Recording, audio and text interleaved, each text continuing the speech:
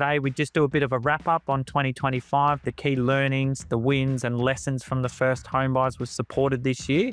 And we'll also reflect on how the first home buyer landscape has shifted throughout 2025. Hello, and welcome to First Home Unlocked, the podcast for unlocking clarity and confidence for first home buyers. I'm Jack Elliott, National First Home Buyer Specialist at Alcove. And I'm Chris Bates, ex-financial planner and mortgage broker. Together, we are on a mission to empower you with the keys to unlock your first home. Let's jump in. Hello and welcome back to First Home Unlocked. Today, it's our final episode for 2025. Chris, how are you feeling coming into the end of the year? Look, it's been a big year of change. If we're talking about just first home buyers, I think the 5% deposit scheme is probably the best scheme I've seen to help first home buyers. Whether it's great for affordability or long-term prices or the market generally, I don't know. But for first home buyers that are wanting to buy for their first home, it's a great scheme in terms of the eligibility is very broad. And it's, the city cap's going up a lot this year in October, really expanded the options, not just for people looking to buy, but the areas they can look at and the quality of properties they can look at and the suitability to their long-term needs, as a family. And so, I think it's never been a better ability to buy without paying costs like LMI and having to save a bigger deposit.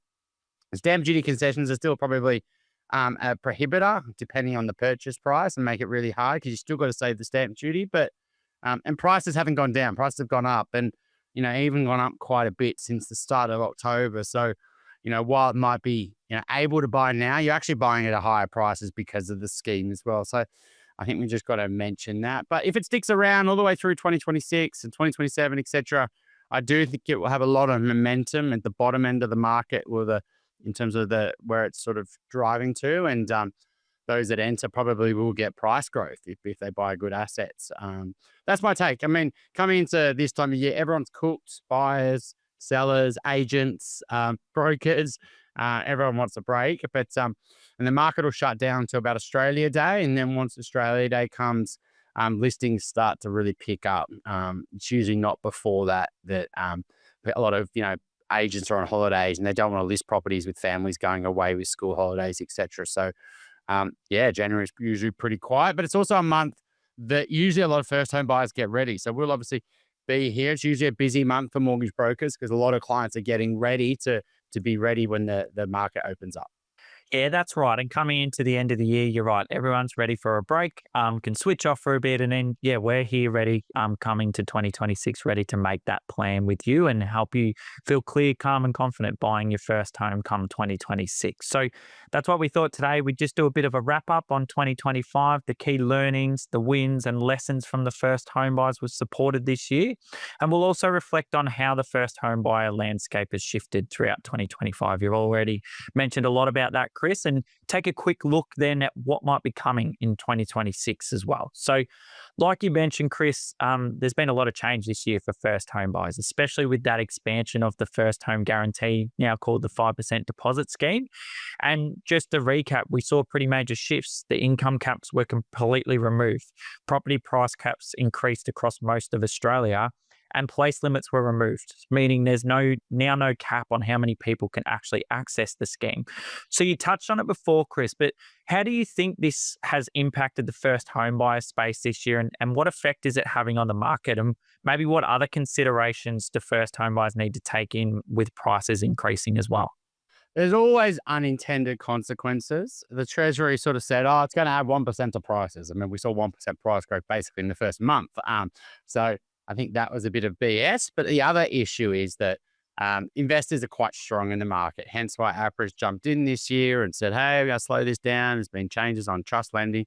So investments are way too high compared to long-term averages. And but investors often compete with first home buyers. And so you've got a lot more investors in the market, a lot more first home buyers all competing. And while investors have gone typically probably to the regions in the last 2-3 years, just due to the price points getting pushed out of capital cities and the proliferation of buyers agents in this space that have been very good at marketing this dream. I think a lot of investors are sort of going, hang on a sec, I don't really want to be going to these markets I've never heard of.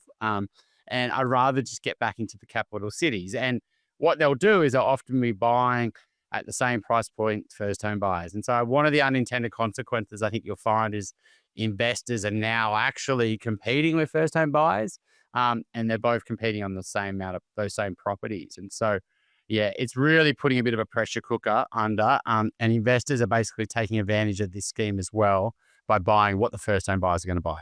So really that demand has increased and there's not more supply that's available. So it's like you've got the investors, you've got the first home buyers competing for the same property, Chris. So like you said, that's going to drive up competition, which then has that flow on effect of driving up prices as well. But before we get into what's coming, I wanted to talk about some of the big lessons that really stood out for first home buyers I work with this year. So the first one for me is talk to a broker early.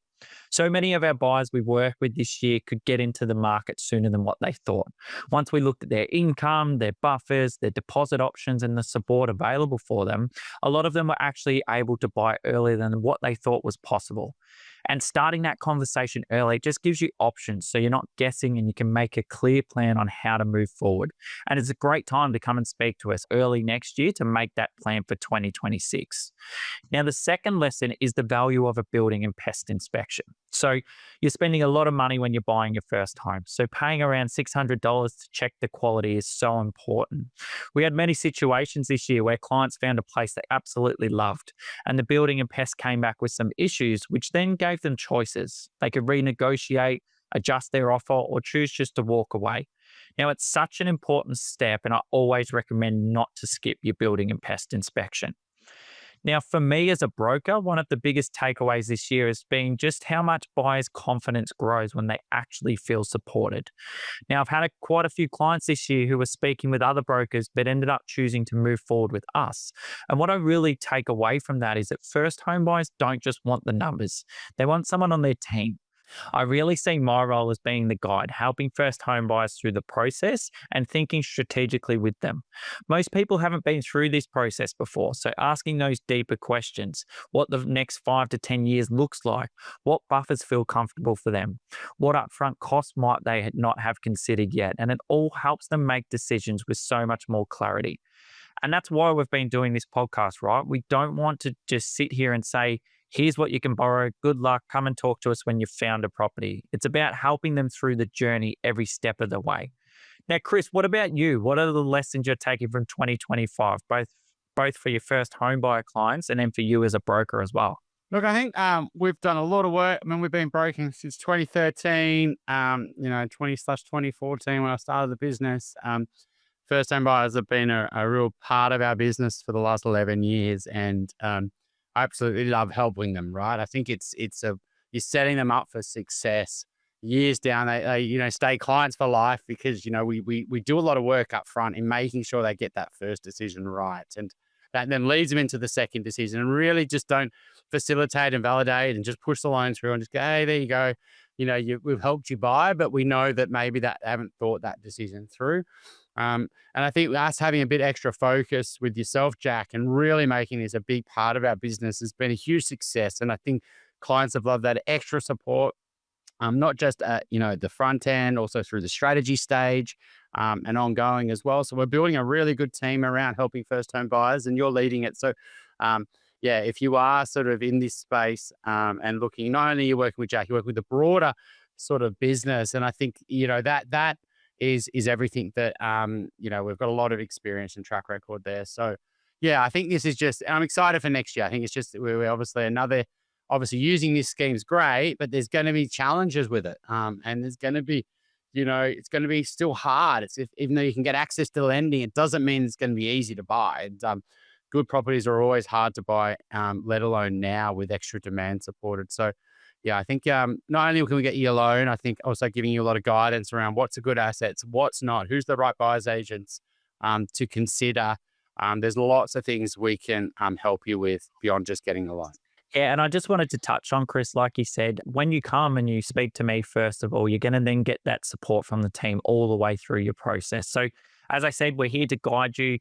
We are here to challenge your thoughts sometimes and give you our opinions as well, but we will be here to help you through that process all the way through from the first call all the way through to you get your keys for your first home and then ongoing as well. We want an ongoing relationship with you. We're not just going to not talk to you for the next 30 years. We check in regularly as part of our process to make sure that you're in the best position possible as well. So, Jack, what was the most common question buyers asked you this year? Yeah, good question, Chris. Well, for me, the biggest question was probably how to actually make an offer. Now, it makes sense, right? Because everything leading up to that point is really structured. We're helping you understand your goals, your borrowing capacity, putting your plan together and getting that pre-approval sorted. But once you're looking at properties and you've found something you like, it kind of feels like you're out there on your own. Unless you're working with a buyer's agent, which many first home buyers aren't. But we do have support for you when making offers. You can go back and listen to episode 7, Unlocking How to Make a Confident Offer. And I'm often having calls to act as a bit of a sounding board before clients actually make offers as well. And Chris, I think it's a great opportunity for next year. I'd love to bring on a few buyers agents onto the podcast to help our listeners and they can hear directly from the experts how they think about offers, how they negotiate, and how to approach auctions. I think there's a lot of value that we can add there. But in the meantime, for someone who is interested, Chris actually hosts another podcast called Street Secrets, where he interviews some of the top buyers agents across Australia. And it's a great resource if you want to go in a bit deeper. Now, Chris, do you want to share a little bit more about Street Secrets for the listeners? Oh, it's kind of been happening in the background. It's not very vocal about it yet. I'm just sort of clocking up the episodes. I think we're about 20 deep in terms of recordings. They're individual buyers agents, great, trusted, very experienced ones all over the country. People I've already known and worked with. And every week we're releasing a new episode. And what it really highlights is just the power in the really experienced, the great buyers agents. There's a lot of new to industry ones, which everyone's new to industry at some point. But when you're paying a lot of money to a buyer's agent, you're really trying to buy their experience and their knowledge. And we've got a huge list there. So every Thursday you can listen to that as well if you like. But I think, Chris, in the first home buyer lens as well, you might not be in a position to use a buyer's agent, but that Street Secrets podcast is a great resource. Yes, we interview buyer's agents or you interview buyer's agents in certain locations, but you can apply that asset quality and their skills to whatever area that you're buying in as well. So it's a really great resource and we'll chuck a link in the show notes over to Street Secrets as well. And Chris, what about you then? What's the most common question buyers asked you this year? Look, so I don't get involved really at the front end and, when we help selecting the banks, but I absolutely will speak to first home buyers who are really debating what to do, what's the right place. Cause it's, there's a lot going on for people, where they're going to stay living. Are they going to have kids? What's going to happen? Should they buy now? Should they buy later? Or should they buy their future home? Or should they buy an investment? And there's often too many options on the table. And so my role is just to help them sort of think that through, ask them questions and help them get that clarity and confidence to go, no, we're heading in the right direction. Oh, no, maybe we should go back to this idea, etc. And so where I add the most value is helping clients just really think it through. If it's a real clear decision, then maybe my value can be added, limited, beyond what the team are doing already. But as soon as it gets a bit, confusing, I have got a lot of experience in helping clients talk that through. And that's my main role. Perfect. So it's really them questions and the decisions of what we should do, what's our next step, and when they're at that stage of trying to make that final decision before making that purchase. So it has, as we've talked about, been a really big year for us. We launched First Home Unlocked this year in the middle of the year, and we now have 27 episodes out. And I'm really proud of what we've created so far. Every week, I'm getting messages from listeners saying how much more confident they're feeling. And that's exactly why we started this. And Chris, I just wanted to say a huge thank you to you for jumping on with me every week and bringing your experience and insights to really support our listeners. And what's been your favorite episode we've recorded this year, Chris? I'd like to hear that. Well, I'll return the love to you, Jack. You've done an amazing job. And I do think we're only getting started. I think if we come back this time next year, we'll have 80 plus episodes. There's a lot more. We've so much to cover. And I think what this whole podcast highlights is just so much out there that first home buyers need to know. But we're trying to make it digestible and make it that, you can learn but you also feel supported if you do need some help. We're here to help as well. But probably the first best episode zero, episode zero, just getting this going with you. And every episode's going to compound on top of that. And I guess I get excited about what's to come. But just getting started, it's a huge effort. I think a lot of people, you can launch podcasts every day, but to actually put something together that's highly valuable, it's quite difficult. And you've done an amazing job, Jack. Thank you, Chris. I appreciate them words. And look, for me, I'd probably say asset quality, episode 6. It's such a big conversation that often gets missed in this first home buyer space, where the focus is usually just about getting into the market. But taking that time to think about asset quality, it might not feel like a big deal right now, but you really do see the impact of them decisions over time. Now, this one's also usually a favorite of clients I've worked with as well. Now, Chris, Spotify Wrapped for First Home Unlocked actually came out this week, so I wanted to share a few things with you. Now, our show was in the top 15% of videos on Spotify. Our debut season was more popular than 92% of other new shows this year, and we received more shares than 95% of other shows. So this is definitely something I'm really proud of, and we still have, like you said, so many great episodes to come and so much value to add as well. What do you think about them stats, Chris? I know that's the first time you're hearing them. It is actually. Didn't know that. I think it's well deserved. I mean, it's easy for me to say that, but I do credit yourself.